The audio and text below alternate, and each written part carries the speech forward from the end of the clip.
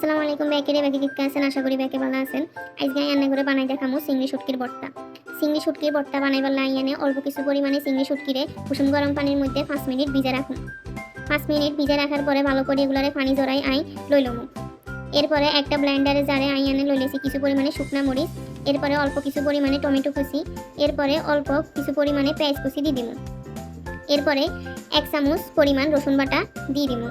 এরপরে এনে 5 টেবিল চামচ পরিমাণ এনে পানি দিয়ে এরপরে এগুলারে ভালো করে ব্লেন্ড করে লমু। রেডি হয়ে গেছে আমাদের মশলাটা। এরপরে একটা প্যানের মধ্যে আমি কিছু পরিমাণে সরিষার তেল দিই।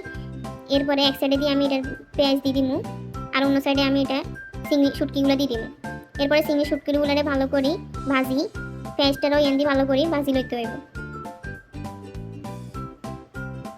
চিংড়ি শুটকিগুলারে ভালো করে ভাজি লইবার পরে এরপরে এগুলো আমি আলাদা করে লইলমু। এরপরে প্যানের মধ্যে পেঁয়াজটা ভালো করে ভাজি নিই। এরপরে আমি যে মশলাটা রেডি করছি এটা ডালি দিব। এরপরে মশলাটার মধ্যে যে পানিটা আছে এটা শুকানো পর্যন্ত এটারে রাখতে হবে। এরপরে আমি পরিমাণ মতো লবণ দিয়ে দিব।